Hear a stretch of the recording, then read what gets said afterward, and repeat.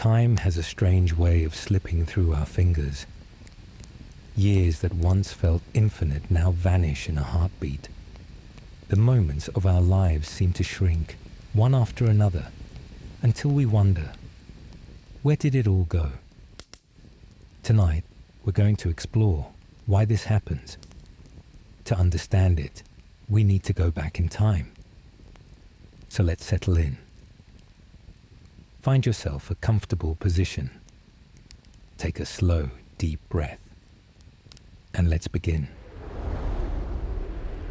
Think back to your childhood for a moment. Remember how summer vacation stretched out before you like an endless sea. How the days between birthdays felt like entire lifetimes. How a single year contained what seemed like decades of experiences, discoveries, and growth. Now compare that to how you experience time today. Weeks blur together. Months disappear. You blink and suddenly it's December again, and you're wondering where the entire year went. This acceleration isn't your imagination. It's real, measurable, and rooted deeply in the architecture of your brain and the structure of your life. Scientists, psychologists, and researchers have spent decades trying to understand why our perception of time shifts so dramatically as we age. What they've discovered is both fascinating and profound, revealing fundamental truths about how we experience reality itself. The phenomenon is so universal that it transcends culture, geography, and individual circumstance. A person in Tokyo experiences it. Someone in New York notices it. A farmer in rural India feels it just the same as a banker in London. The speed of time, or rather, our perception of its speed, seems to accelerate for everyone, following remarkably similar patterns across the human experience. Let's start with the most startling explanation, one that comes from mathematics and was first proposed by a French philosopher named Paul Janet back in 1897. He called it the proportional theory, though others have referred to it as logarithmic time. The concept is elegantly simple yet profoundly unsettling when you really think about it. Imagine you're 5 years old. A single year represents 1/5 or 20% of your entire existence. Every day you've lived, every memory you've formed, every experience you've had, all of it fits into just 5 years. So when another year passes, it constitutes a massive addition to your total life experience. It's huge, significant, transformative in relation to everything you know. Now imagine you're 50 years old.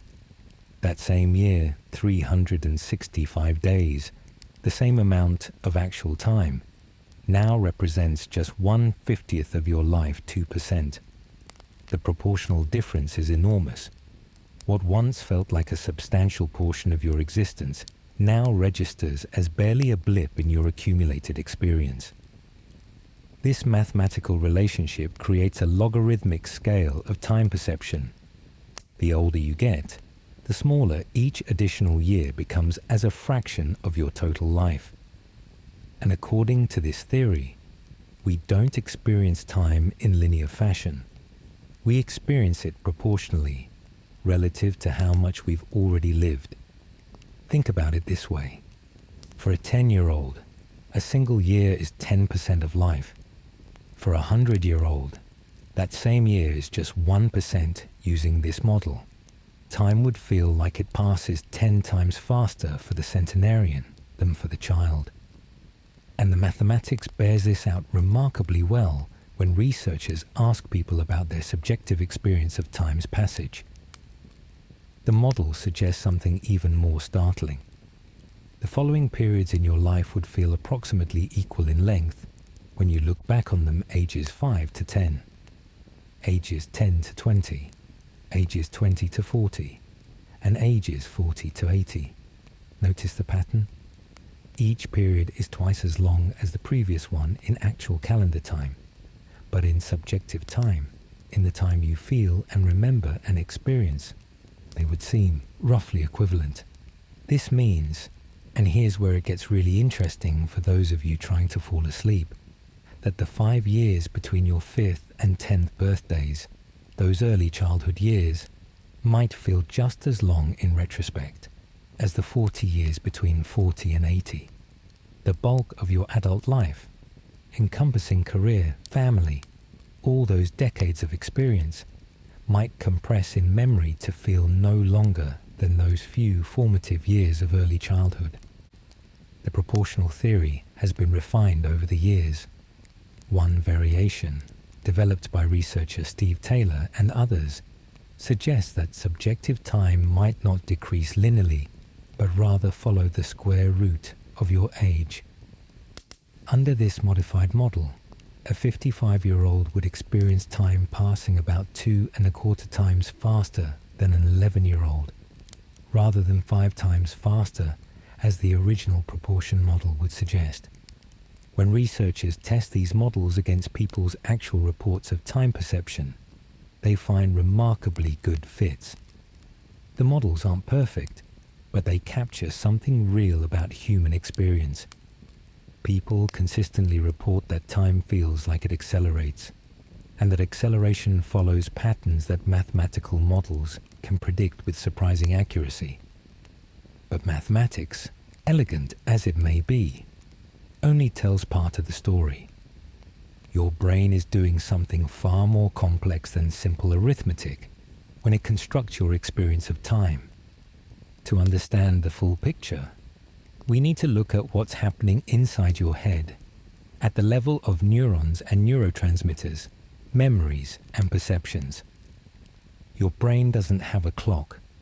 There's no biological stopwatch ticking away, marking seconds and minutes with precision. Instead, your sense of time emerges from the interplay of multiple systems, a construction built moment by moment from the raw materials of perception, attention, and memory. One of the key players in this construction is a chemical messenger called dopamine. You might know dopamine as the brain's reward chemical, the neurotransmitter associated with pleasure and motivation. But dopamine does much more than make you feel good. It plays a crucial role in how your brain processes time itself. Research has shown that dopamine levels in certain brain regions, particularly the striatum and substantia nigra, directly influence time perception. When researchers artificially increase dopamine activity in animals, those animals behave as though time is moving faster. Their internal clock speeds up. They underestimate durations. Conversely, when dopamine activity decreases, time seems to slow down from the animal's perspective.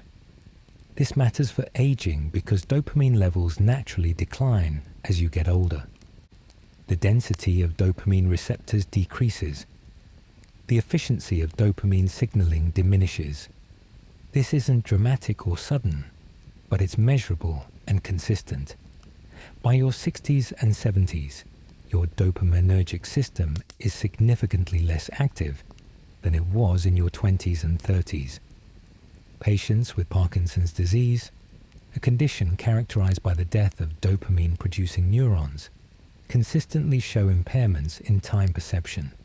They struggle to accurately estimate durations. Their internal sense of time becomes unreliable. This isn't coincidence. It's direct evidence that dopamine helps calibrate your perception of time's passage.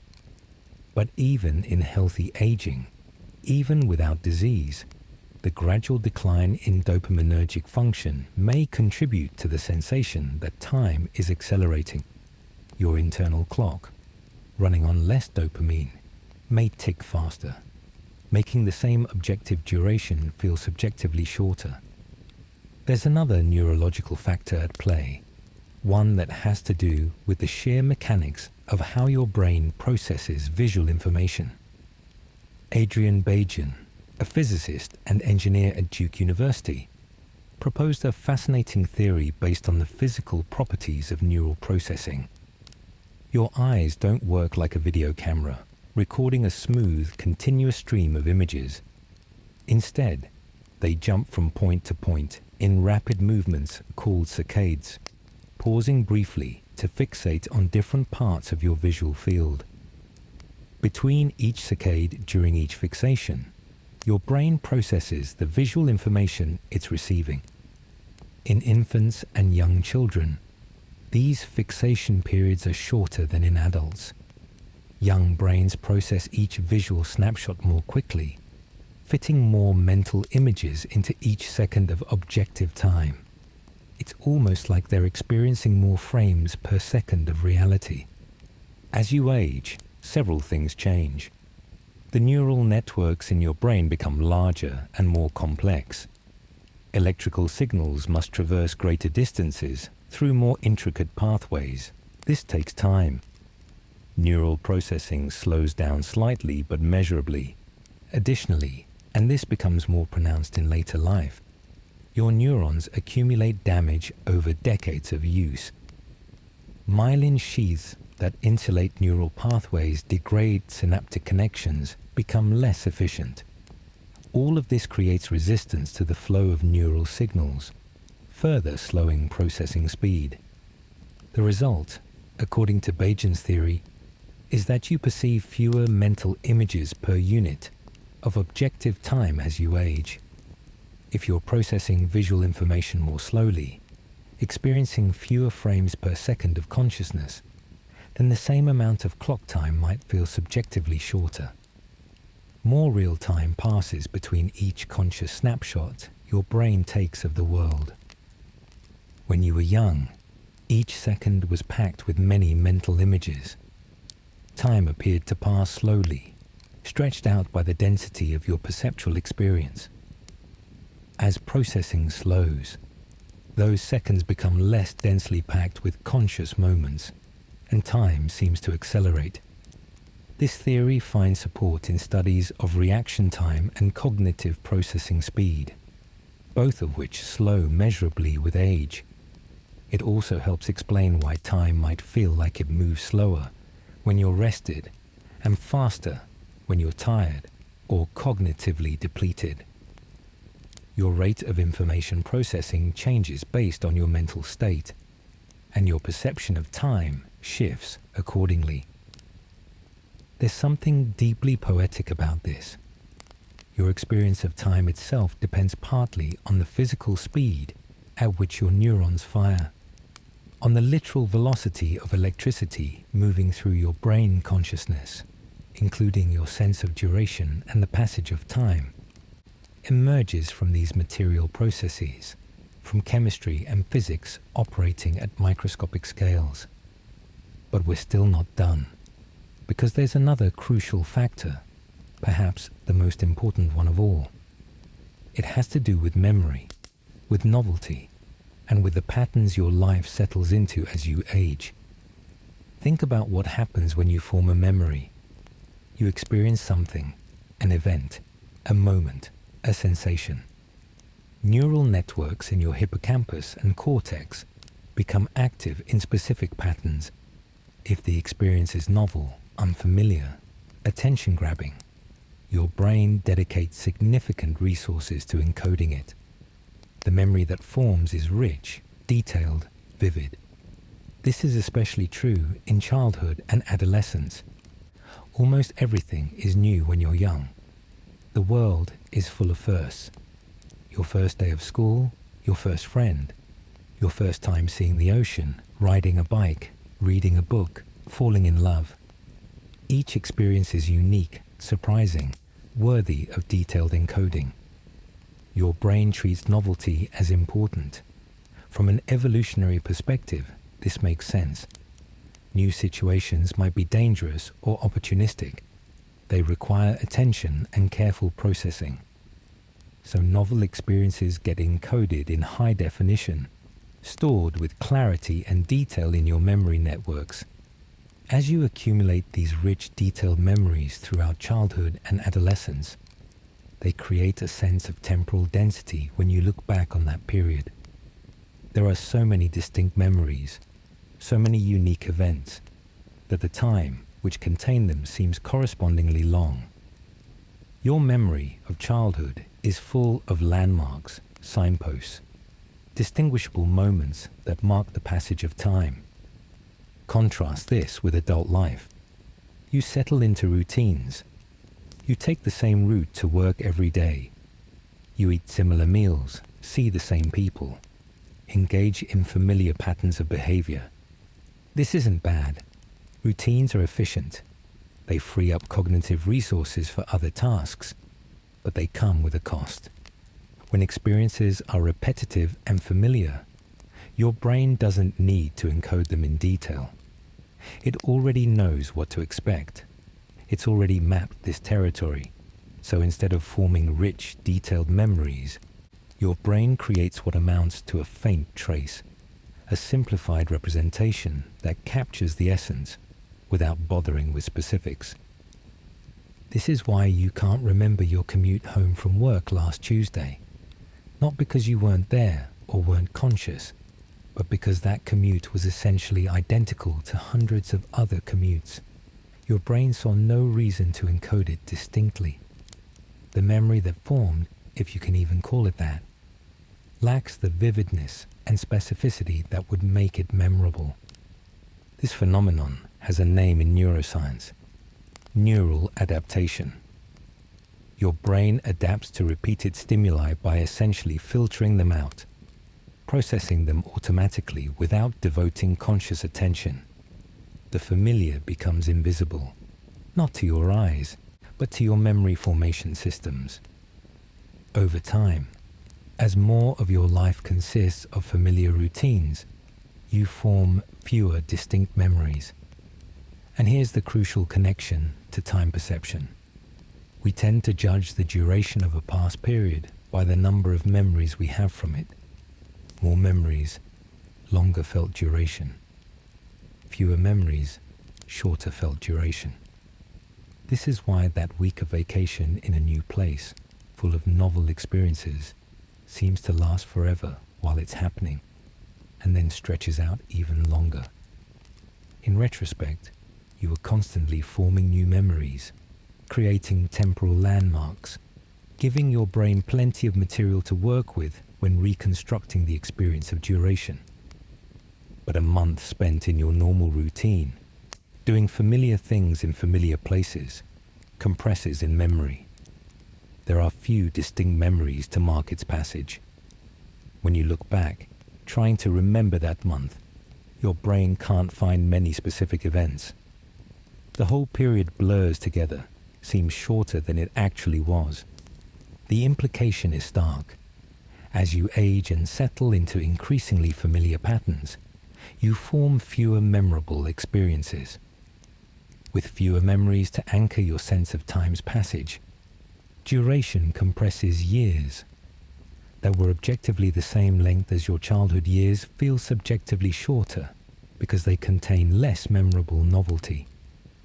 Researchers have tested this idea in various ways. One fascinating study involved people experiencing free fall, a decidedly novel and attention-grabbing situation.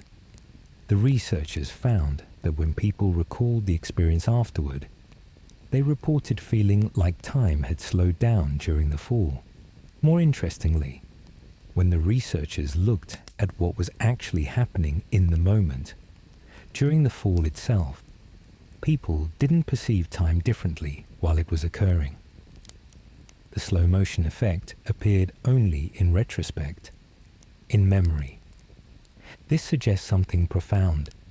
Your memory of an event doesn't just record duration, it constructs duration. When your brain has more information to process, more novel stimuli to encode, it creates a richer memory. That richer memory then translates into a longer felt duration when you recall the experience. So time doesn't actually slow down during novel experiences, but it seems to expand in memory because you encoded that experience more richly. The reverse happens with routine. Time doesn't actually speed up, but it compresses in memory because you encoded those experiences minimally. This relationship between novelty, memory, and time perception is so strong that researchers can predict fairly accurately how long people will judge various periods of their past to have been, simply by knowing how much was new versus familiar during those periods. The early years of life, packed with firsts and discoveries, are densely encoded. Middle age, often characterized by established routines, is more sparsely encoded. Old age can vary dramatically depending on whether someone continues seeking new experiences or retreats entirely into the familiar. There's a related phenomenon called the reminiscence bump. When elderly people are asked to recall memories from their entire lives, they show a curious pattern. They remember more from their adolescence and early 20s than from any other period, even recent years. This bump in accessible memories corresponds to a period of life that's unusually rich in novel, formative experiences. Those years contain first jobs, first loves, first times living independently, first major life decisions. The sheer density of novel experiences creates a corresponding density of vivid memories. And those memories, still accessible decades later, make that period feel subjectively longer and more significant than other periods that were objectively just as long, but less eventful. All of these factors work together. The proportional effect of age makes each year a smaller fraction of your life. Declining dopamine function alters your neural sense of duration. Slower information processing changes the rate at which you sample conscious moments. And reduced novelty means fewer detailed memories to mark time's passage. No single factor fully explains why time accelerates with age. It's the combination, the interaction of mathematical proportion, neural chemistry, processing speed, and memory encoding that creates the unmistakable sensation that life is speeding up. Understanding this doesn't necessarily make time slow down, but it does suggest strategies for altering your perception. And interestingly, many of these strategies align with things that improve quality of life in other ways too. Seeking novelty is perhaps the most direct intervention.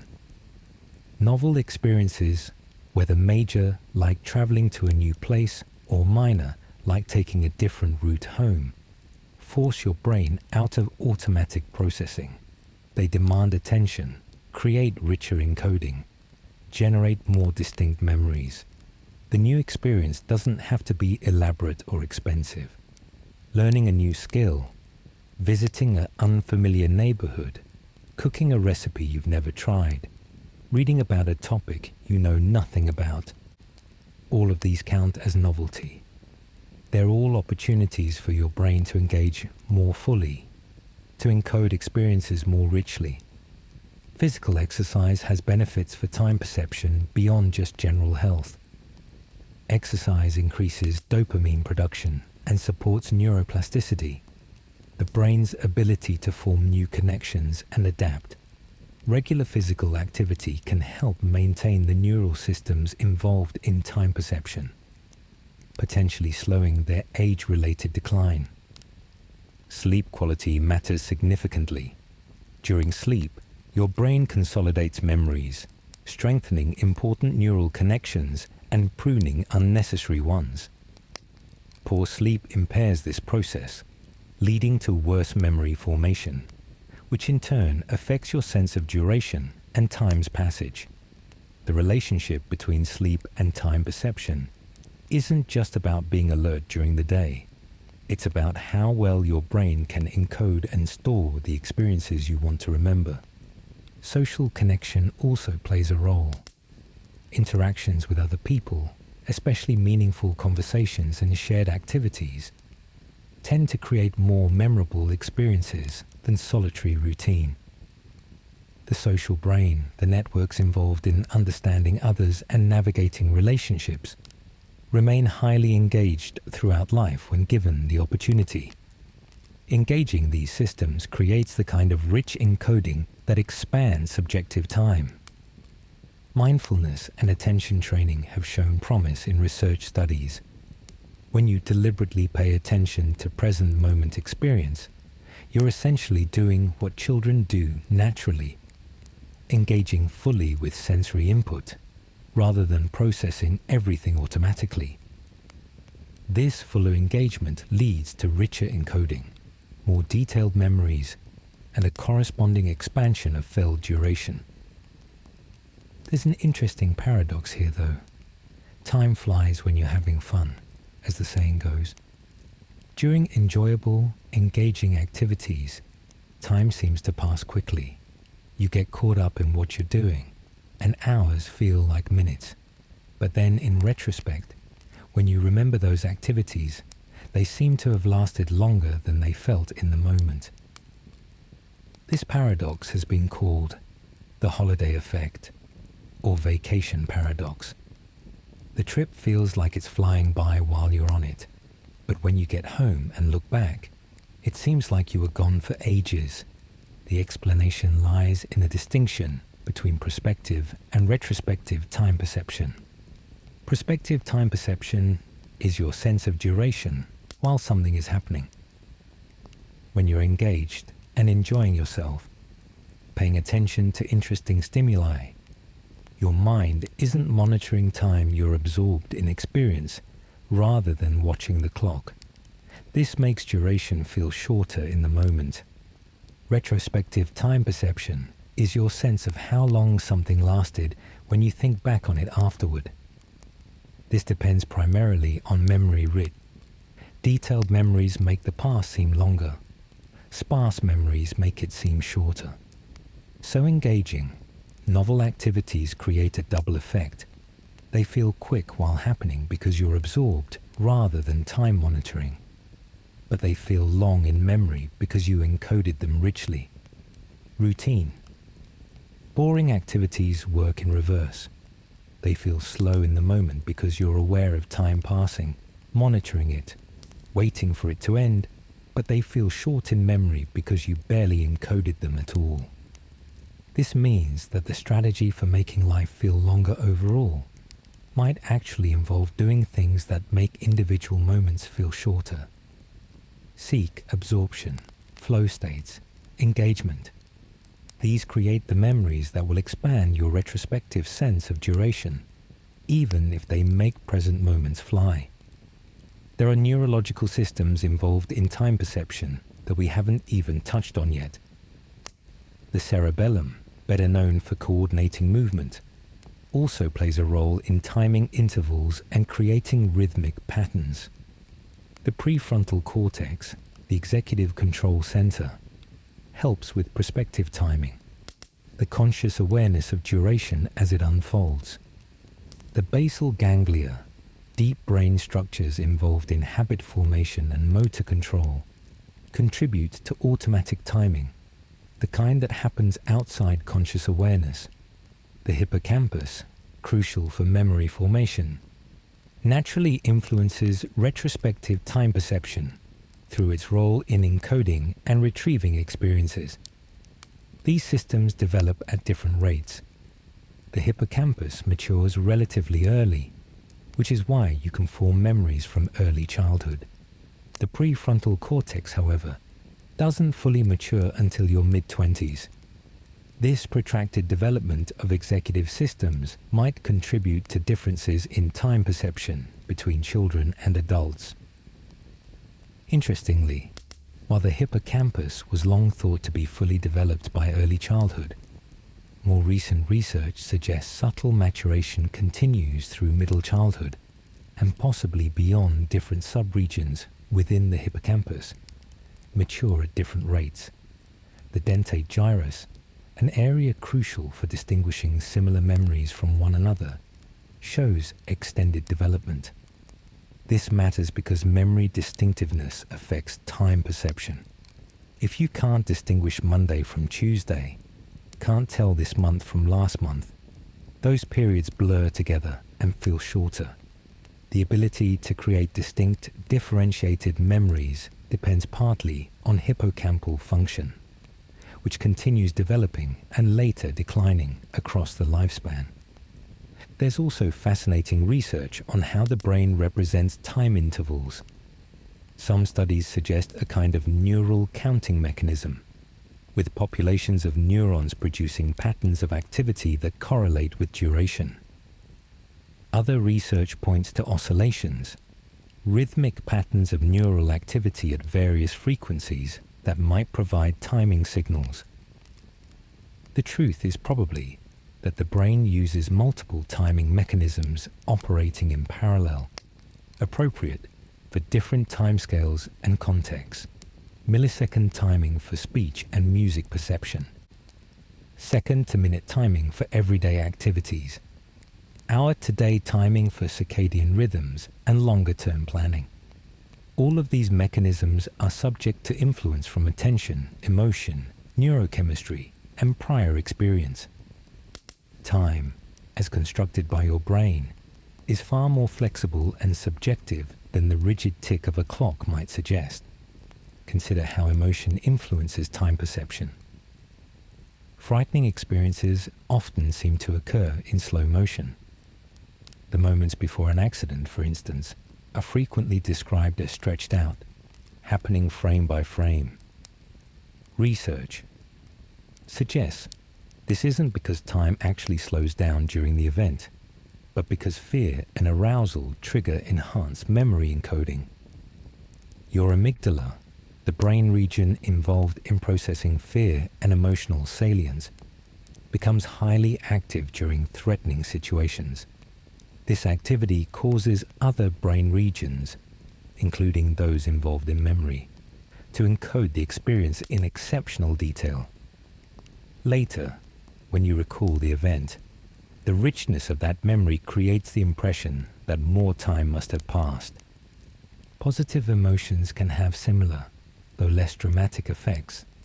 Joyful experiences, moments of surprise and delight, tend to be well remembered. They create temporal landmarks in memory, reference points that structure your sense of how time has passed. Negative emotions like boredom have the opposite effect. When you're bored, time drags in the moment because you're monitoring it constantly, painfully aware of each passing second. But boredom produces weak memories, so that boring period will seem short in retrospect. Waiting in line feels endless while you're doing it, but leaves barely a trace in memory. Depression can profoundly alter time perception. People with depression often report that time feels slowed down, that days drag on endlessly. This may relate to decreased dopamine function, reduced engagement with experience, and impaired memory encoding. The subjective experience of depressed time differs from normal experience in ways that researchers are still working to fully understand. Anxiety tends to accelerate perceived time in the moment. Anxious individuals often feel rushed, as though time is passing too quickly and they can't keep up. This might relate to heightened arousal and faster internal clock speed. The anxious mind races, and time seems to race with it. These emotional effects on time perception highlight how deeply subjective temporal experience really is. You might say time is something your brain does, rather than something your brain perceives. It's not out there to be measured, but in here to be constructed, moment by moment, from the raw materials of neural activity, chemical signals, and continuous streams of sensory input. Your personal history shapes your sense of time too. People who've experienced trauma often report that their relationship with time changed after the traumatic event. Some describe feeling stuck, as though time stopped at the moment of trauma. Others feel disconnected from time, unable to properly sequence memories or anticipate the future. The aging brain's relationship with time is influenced by accumulated experiences, both positive and negative. Someone whose life has been rich with diverse experiences might maintain a more expansive sense of time even in old age. Someone whose life has been more limited or repetitive might experience more pronounced time compression. Culture plays a role as well. Western industrialized societies tend to view time as linear, progressive, measurable by clocks and calendars.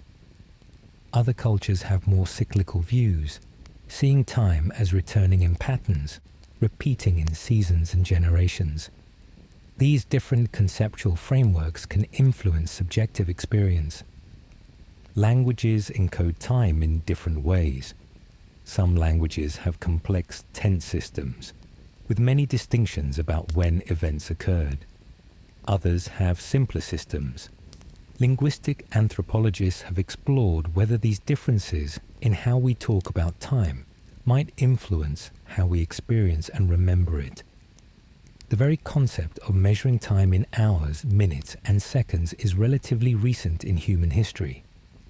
Before mechanical clocks, people organized their days around natural cycles, the position of the sun, the seasons, the patterns of work and rest. Our modern, precisely measured relationship with time would be alien to most humans who've ever lived. Yet the subjective experience of time accelerating with age isn't modern. Written records from ancient civilizations contain observations about this phenomenon. It seems to be something fundamental about human psychology rather than a byproduct of contemporary life, though our current lifestyle might exacerbate it. The question of whether time really is speeding up for everyone, or whether it's a cognitive illusion, has been debated. In one sense, objective time as measured by atomic clocks continues ticking at a perfectly regular rate. No actual acceleration occurs in physical reality. But in another sense, the sense that matters for lived experience, time genuinely does speed up. Your perception is your reality. If years feel shorter, if time seems to be slipping away faster, then for you, in your subjective experience, time has accelerated. The clock on the wall might disagree, but the clock in your mind tells a different story. This raises philosophical questions about the nature of time itself. Is time something objective, existing independently of observers? Or is it fundamentally subjective, a construct of consciousness? Physicists tell us that time behaves strangely at cosmic scales, that it can dilate and contract relative to velocity and gravity. At quantum scales, the very idea of a moment or an instant breaks down. But for human experience, for the everyday reality of living a life, time is what we perceive it to be. And what we perceive changes dramatically across the lifespan, influenced by biology, psychology, and circumstance. Some researchers have proposed that the acceleration of time perception might serve an adaptive function. As you age, accumulating knowledge and experience, it becomes more efficient to rely on stored patterns rather than processing everything anew. The brain sacrifices some perceptual richness for increased cognitive efficiency. This trade-off between novelty and efficiency shows up in many domains. Expert performers in any field, whether musicians, athletes, or surgeons, develop automatic patterns that let them execute complex behaviors without conscious thought. This automaticity is powerful and necessary, but it also means they experience those behaviors differently than novices do. A concert pianist performing a piece they've played 1,000 times isn't consciously thinking about each note. Their fingers know what to do. The performance flows automatically. A beginner, by contrast, must attend carefully to every movement, every sound. That attention creates a different experience, including a different sense of duration. Much of adult life resembles the expert pianist performance in this way. You've mastered so many skills, automated so many behaviors, established so many patterns, that huge swaths of your day unfold automatically. This is efficient. It frees your mind for other things. But it also means you're not encoding those automated behaviors richly. They pass by almost unnoticed. Breaking these patterns, deliberately choosing inefficiency sometimes, engaging with tasks as a beginner would, this brings back some of that rich encoding. It's why learning a new skill, even one you'll never master, can feel so rewarding. It forces you to pay attention, to engage, to experience time more fully. There's research on what's called cognitive load and its relationship to time perception. When your mind is working hard, processing complex information, time in the moment tends to feel extended. Difficult tasks make minutes feel longer. But this is prospective time perception, how duration feels while you're experiencing it. In retrospect, those same challenging tasks might compress.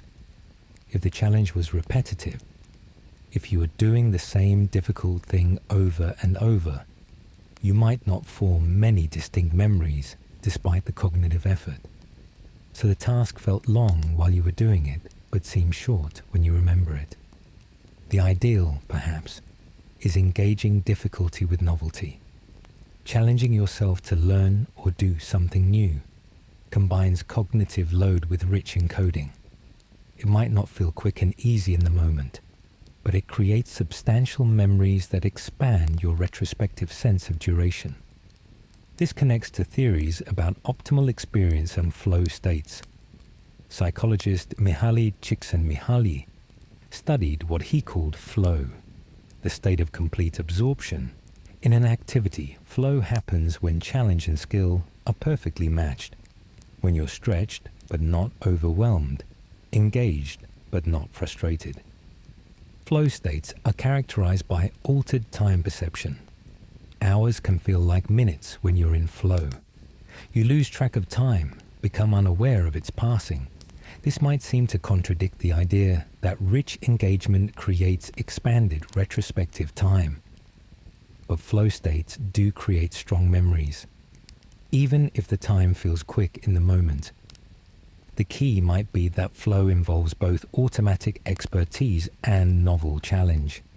You're using well-developed skills, which allows for some automaticity, but applying them in new ways or to new problems, which maintains novelty.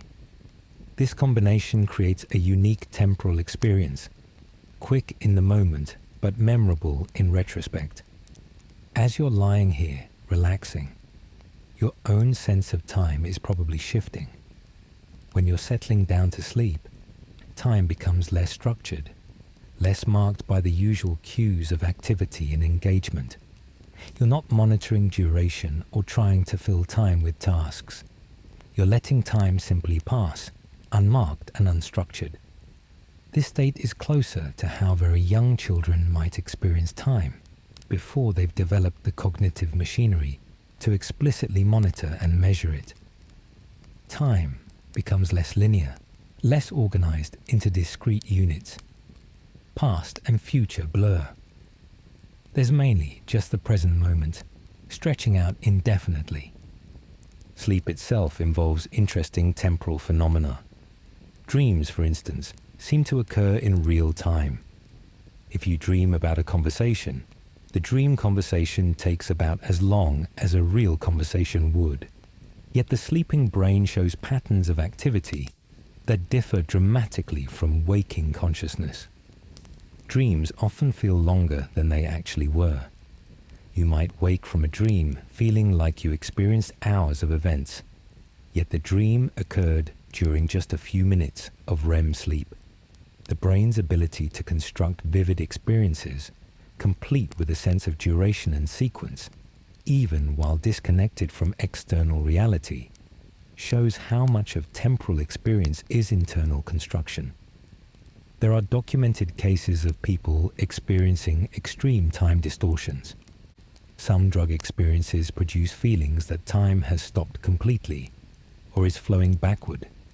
Certain types of seizures can create temporal disorientation. Strokes affecting particular brain regions can impair time perception specifically while leaving other cognitive functions intact. These unusual cases reveal that our normal sense of time's steady forward flow depends on the proper functioning of multiple neural systems working in coordination. When those systems are disrupted, time can become unmoored, flowing at strange rates or losing its usual directionality. But even in normal, healthy experience, time is more flexible than we usually appreciate.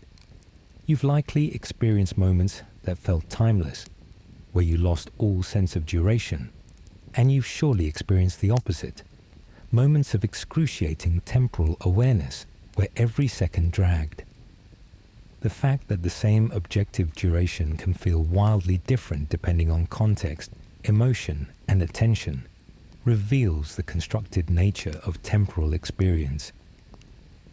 Your brain is constantly interpreting, predicting, and creating your sense of time based on available information. This construction happens largely outside conscious awareness. You don't decide how long something feels. You simply experience it feeling however it feels. Yet the mechanisms creating that experience are responsive to factors you can influence. Where you direct attention, what patterns you establish, how much novelty you seek. These choices affect the temporal experience that emerges. As scientists continue studying time perception, they're developing increasingly sophisticated models of the neural mechanisms involved. Some researchers focus on specific brain regions and neurotransmitter systems. Others study population-level neural dynamics, patterns of activity across large networks. The field has benefited from new technologies. Functional MRI lets researchers observe brain activity while people perform timing tasks. Optogenetics allows precise manipulation of specific neuron types in animals, revealing causal relationships between neural activity and perceived duration. These tools have revealed that time perception isn't localized to any single brain region, but emerges from distributed networks. The basal ganglia, cerebellum, prefrontal cortex, parietal cortex, and hippocampus all contribute, with different regions more important for different types of timing. There's growing interest in how these systems develop and change across the lifespan. Longitudinal studies, following the same individuals over many years, can reveal how time perception evolves as people age, and whether there are individual differences in the rate or extent of change. Some people report that time hasn't accelerated much for them even in later life. Others feel it racing by almost uncontrollably. Understanding why some people maintain more consistent time perception might reveal protective factors or suggest interventions. The relationship between time perception and well-being is also receiving attention. If time feels like it's rushing by, leaving you no chance to accomplish goals or savor experiences, that creates stress and dissatisfaction. Conversely, time dragging endlessly, as in severe depression or boredom, is also unpleasant. There might be an optimal perception of time, fast enough to avoid tedium, but slow enough to allow appreciation and accomplishment. This optimal perception probably varies between individuals and contexts. What feels right for a relaxing vacation differs from what feels right for focused work. Interestingly, some interventions designed for other purposes seem to benefit time perception as well. Meditation practice, for instance, is often described as making practitioners more present, more aware of the current moment. This heightened present moment awareness might translate into richer encoding and more expansive retrospective time. Therapy for depression and anxiety often includes components that might affect time perception. Cognitive behavioral therapy teaches patients to attend differently to experience, to notice and savor positive moments. This increased attention and positive emotion could enhance memory, encoding, expanding subjective duration. The simple practice of keeping a journal might influence time perception.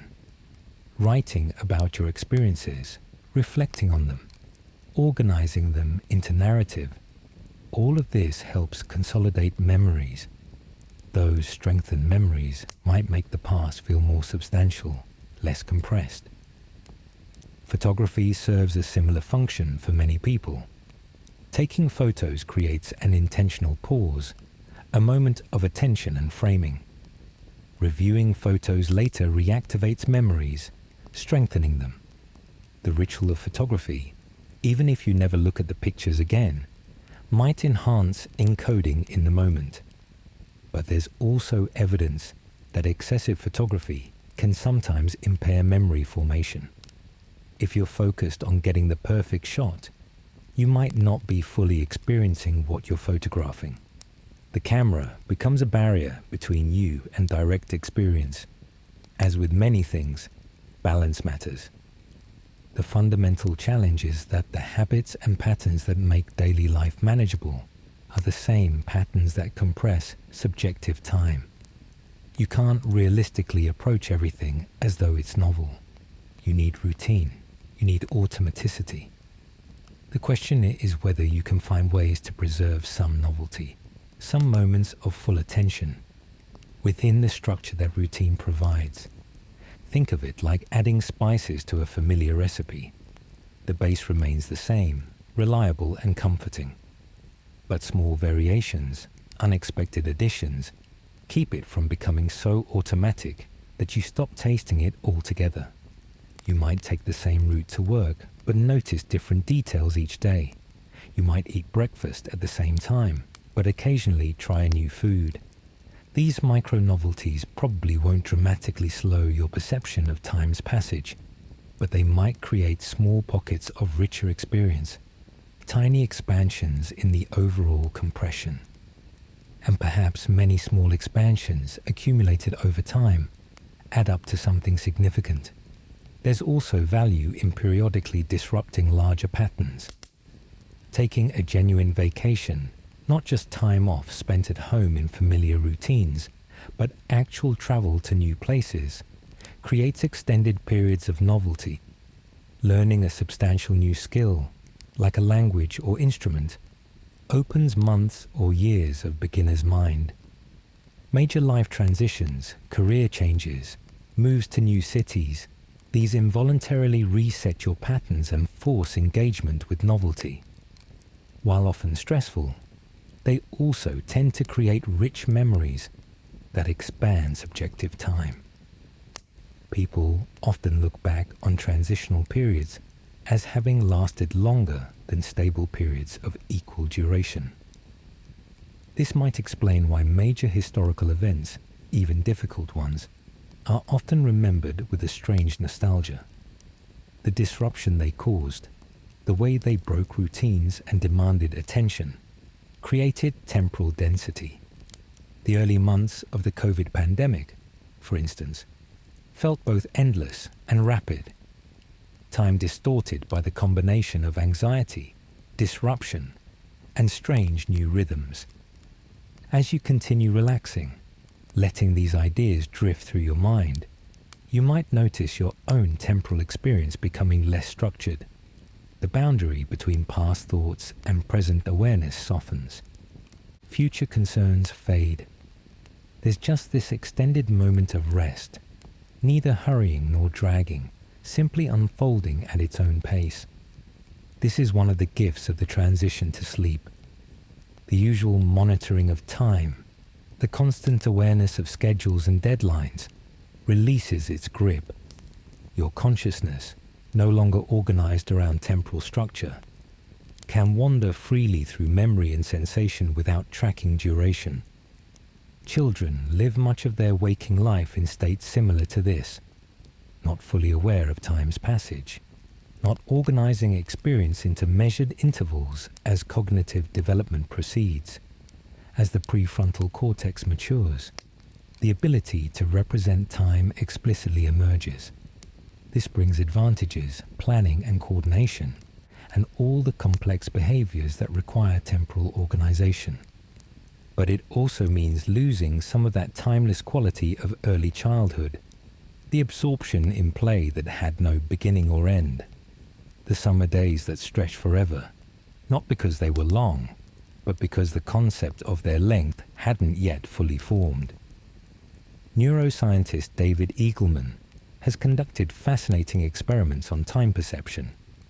In one study, he had people free fall from a tower while wearing a device that displayed numbers too quickly to normally be seen.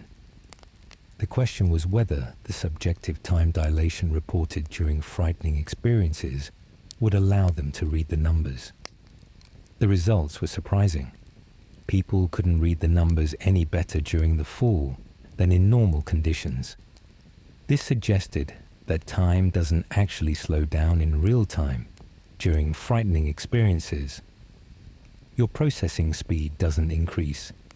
You're not seeing more frames per second, like a high-speed camera. Instead, the slow motion effect appears entirely in memory. The heightened arousal during the fall caused more detailed encoding. When participants recalled the experience afterward, those rich memories translated into a feeling that more time must have passed. The distortion is retrospective, not real time. This finding has implications for understanding time perception more broadly. Much of what we experience as altered time may be memory-based rather than perceptual.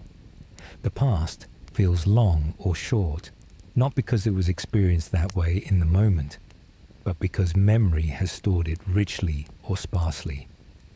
This means interventions that enhance memory encoding should also expand retrospective time. And indeed, anything that increases attention, emotional engagement, or novelty does enhance both memory and subsequent duration judgments. The flip side is that factors impairing memory should compress time, and they do. Sleep deprivation, which impairs memory consolidation, makes time feel like it passes more quickly. In retrospect, alcohol, which interferes with memory formation, creates temporal gaps, periods that compress or disappear entirely from recollection. Aging involves multiple factors that impair memory. Reduced hippocampal neurogenesis, the production of new neurons in the memory-forming regions, declines with age. Reduced synaptic plasticity, the ability of neural connections to strengthen and change, also declines. These biological changes make memory formation less efficient. Add to this the psychological factors, reduced novelty, established routines, and you have a perfect storm for temporal compression. Both the hardware and software of memory are working against the formation of rich, distinct episodic memories. Yet this isn't inevitable or universal. Studies of exceptional ages, people who maintain remarkable cognitive function into their 80s and beyond, show that certain factors can preserve memory systems. Physical exercise, especially aerobic exercise, promotes neurogenesis and maintains hippocampal volume. Cognitive engagement, continuing to learn and challenge yourself intellectually, supports synaptic health. Social connection activates brain regions that remain relatively spared by aging. The social brain, networks involved in understanding others and navigating relationships, can stay robust even when other systems decline. Maintaining strong social ties isn't just good for emotional well-being. It's good for brain health and, by extension, for time perception. Diet and metabolic health also matter. What's good for your cardiovascular system tends to be good for your brain. The small blood vessels supplying your brain with oxygen and nutrients need maintenance. Diabetes, hypertension, and high cholesterol damage these vessels, impairing brain function, including memory. Sleep quality becomes increasingly important with age. Deep sleep is when memories consolidate, when the hippocampus replays recent experiences and coordinates with cortical regions to store them long-term. Poor sleep disrupts this process, leading to weaker memories and consequently compressed time. The relationship between sleep and time perception is bidirectional. Sleep deprivation alters time perception during waking hours, making intervals feel shorter and speeding subjective time. But chronic time pressure and the feeling that time is rushing by can also interfere with sleep, creating anxiety about wasted hours. Breaking this cycle requires both practical interventions and psychological reframing. Practically, you can prioritize sleep, create routines that support it, treat it as non-negotiable rather than something to sacrifice for productivity. Psychologically, you can work on accepting that time will pass whether you sleep or not, and that sleep enriches waking time rather than stealing from it. There's an interesting cultural dimension to how we think about time and productivity. Western industrialized culture often treats time as a resource to be maximized, every hour filled with productive activity. Other cultural traditions take different approaches, valuing rest, contemplation, and the quality of time over its quantity. These different orientations toward time might influence subjective experience. If you're constantly feeling like you should be doing more, accomplishing more, filling every moment, then time becomes an adversary, something always in short supply. But if you can cultivate a different relationship, seeing time as something to be inhabited rather than consumed, the subjective experience might shift. Philosophical and spiritual traditions have long recognized that our relationship with time shapes our experience of life. Buddhism speaks of being present in the moment, neither dwelling in the past nor anxious about the future. Stoicism emphasizes accepting what you cannot control, including time's passage, and focusing on how you respond to circumstances. These aren't just abstract ideas. They translate into different patterns of attention and memory formation. Someone constantly worrying about the future isn't fully encoding present experience. Their mind is elsewhere, simulating possible scenarios, and the actual present passes by weakly encoded. In memory, these poorly encoded presents compress into almost nothing. Someone fully present, attending to current sensory experience and immediate activity, forms richer memories even of ordinary moments. A walk becomes memorable not because anything dramatic happened, but because it was fully experienced. Attention given to the feel of movement, the quality of light, the texture of surfaces. This practice of presence, of full attention to current experience, runs counter to the multitasking, distraction-filled patterns many of us have developed. Checking phones constantly, always having something playing in the background, dividing attention among multiple streams. This fragments experience and impairs encoding. Research on media multitasking shows consistent negative effects on memory and attention. People who regularly engage with multiple media streams simultaneously show impairments in filtering irrelevant information and in forming durable memories. Their experience becomes scattered, less coherent, harder to recall distinctly. The modern information environment, with its constant notifications and infinite scrolling, seems almost designed to fragment attention and compress time. Days spent largely online often disappear in retrospect, leaving barely a trace despite hours of activity. You are doing things, seeing things, but the rapid succession of disconnected stimuli doesn't create the kind of coherent narrative memory that expands duration. There's ongoing debate about whether technology is fundamentally changing human cognition and time perception. Some researchers worry about attentional damage, about a generation growing up with fragmented, distracted cognitive styles. Others suggest we're simply adapting, developing new skills appropriate for information-rich environments. Whatever the long-term outcome, the subjective experience in the present is clear. time online often feels compressed. Hours vanishing with little to show for them. This isn't inherently bad if it's what you choose, if you're genuinely enjoying the experience.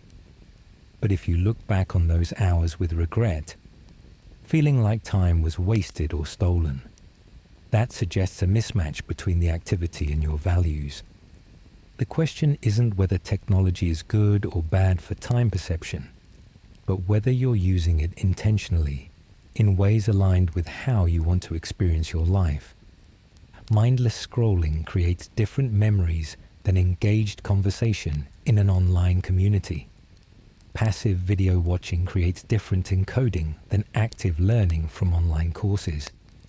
The same technology can support expanded or compressed time depending on how it's used. This puts the responsibility on you to make choices, to notice when technology enhances your experience and when it diminishes it, and to adjust accordingly. As you lie here now, you're engaging in one of the most powerful practices for altering your relationship with time.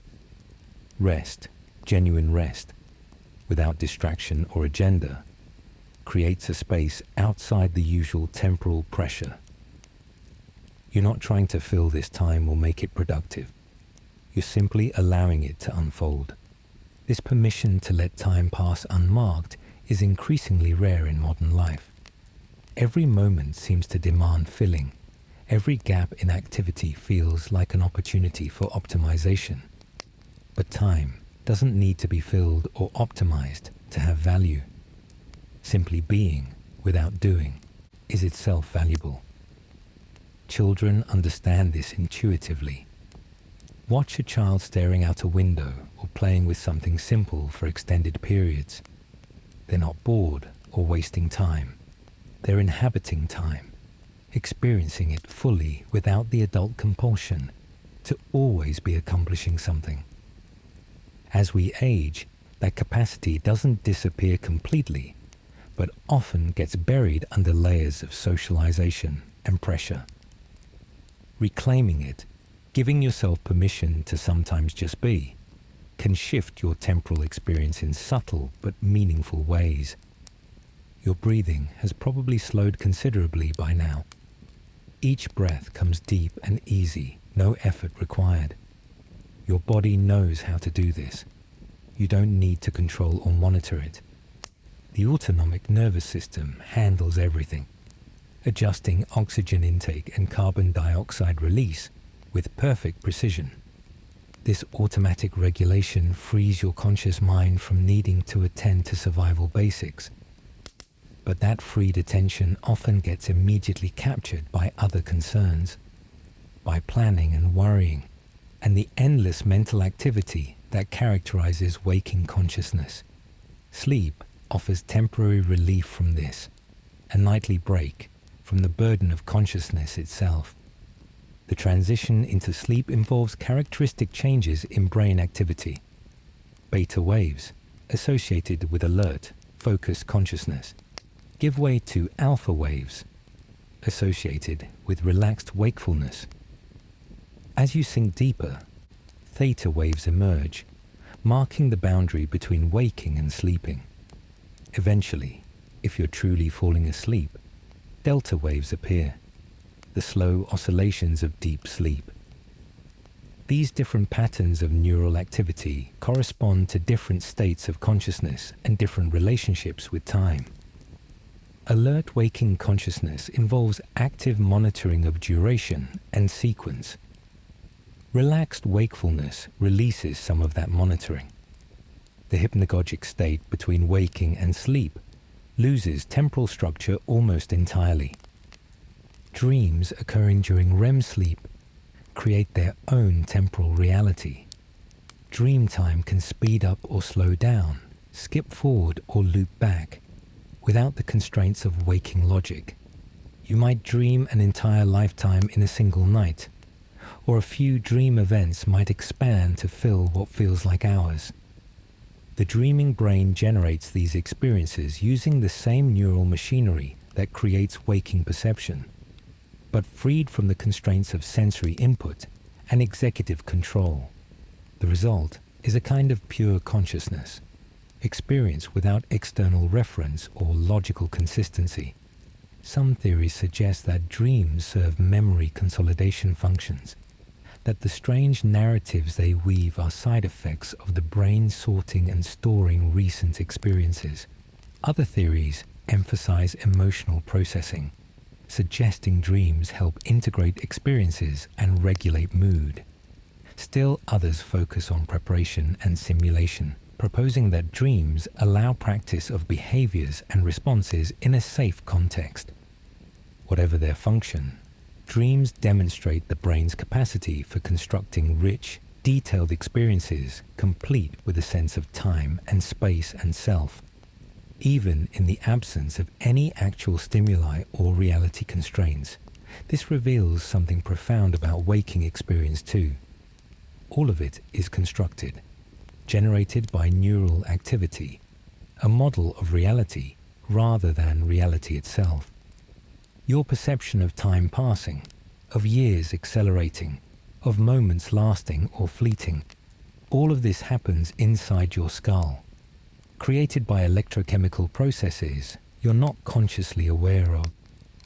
There's a physical world out there, governed by physical laws including whatever time truly is at a fundamental level. But your experience of time is something your brain does, a construction built from memory and attention and neurochemistry. This doesn't make temporal experience illusory or unimportant. Your experience is your reality, the only reality you have direct access to. Understanding that it's constructed doesn't diminish it. If anything, understanding the construction reveals how much agency you have, how many factors influencing your temporal experience are potentially modifiable. You can't stop physical aging. You can't prevent the proportional mathematics that makes each year a smaller fraction of your life. But you can influence dopamine through exercise and engagement.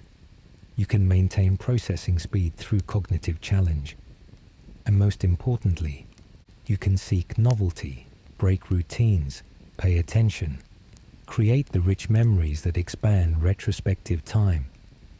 These aren't complicated interventions requiring specialized knowledge or resources. They're simple practices available to anyone. Take a different route, try a new food, learn one new thing, have one conversation that goes beyond surface pleasantries. Notice one detail you'd normally overlook. Small choices, accumulated over time, shape the texture of experience and memory. They won't make you immortal or stop aging, but they might help reclaim some of that temporal richness you remember from childhood, when time felt abundant rather than scarce. The ultimate lesson might be about acceptance and appreciation rather than control. Time will pass at whatever subjective rate emerges from the complex interaction of all these factors, fighting against it, resenting it, wishing it would slow down. These responses create suffering without changing the experience. But accepting time's passage, even its acceleration, while also appreciating the time you have, engaging fully with present moments, creating experiences worth remembering, this approach might offer a kind of peace, not fighting against the river of time, but learning to swim in it, to navigate its currents with skill and grace. Your body feels heavy now, sinking deeper into whatever surface supports it. The weight of your limbs, the warmth of blankets, the steady rhythm of breathing. All of these ground you in physical reality, in the present moment that is always, paradoxically, the only moment you ever actually experience. The past exists only in memory, patterns of neural connectivity storing information about what has been. The future exists only in imagination, simulations your prefrontal cortex generates about what might be. Neither past nor future have any reality beyond the neural activity representing them in this present moment. This present moment, always now, never then or when, is where you actually live. The irony of worrying about time's passage is that it pulls you out of the only moment you ever have, makes you miss the present in anxiety about its loss. Mindfulness teachers often point out this paradox. You can't experience time passing. You can only experience the current moment. The sensation of time having passed is always retrospective, a memory of previous moments compared to this one. The feeling that time is rushing by is a thought about time, not an experience of time itself. When you're fully absorbed in present experience, time becomes irrelevant, not fast or slow, not passing at any particular rate, simply not part of your awareness. This is the timeless quality of flow states, of deep meditation, of complete absorption in any activity. These states might not create the rich memories that expand retrospective time. Sometimes being fully present means the experience passes without much encoding, like the concert pianist's automatic performance, but there's value in the quality of the experience itself, regardless of how it will be remembered.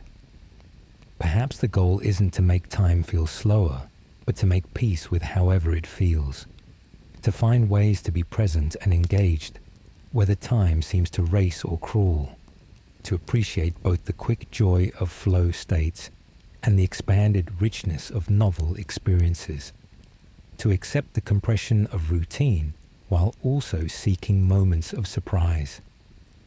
Your thoughts are drifting now, becoming less linear, less connected. Images and sensations arise and fade without clear relationships. This is natural as sleep approaches, as the organizing principles of waking consciousness release their structure. The self itself, your sense of being a continuous person persisting through time, starts to dissolve at sleep's edges.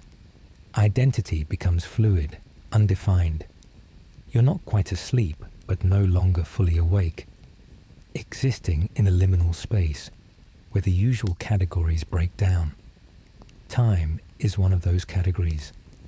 In this in-between state, duration loses meaning. How long have you been lying here? Minutes? Hours? The question doesn't seem important or answerable. There's just this extended moment of transition, neither coming nor going, simply being. Sleep will come when it comes. You can't force it or schedule it precisely. You can only create conditions that allow it, make yourself receptive, release the effort, and monitoring that keep consciousness active. The harder you try to fall asleep, the more alert you become. The more you worry about time passing, the more you track its passage. So the practice is one of release, of allowing rather than doing. Let your body be heavy. Let your thoughts drift. Let time pass unmarked and unmeasured. There's nothing you need to do right now, nowhere you need to be, no problem requiring solution. Tomorrow will bring its concerns and demands, but tomorrow isn't here yet. Right now, in this moment, you can rest. You can let everything go. If only for these hours of sleep, the world will continue without your monitoring. Time will pass at whatever rate it passes, and you will rest.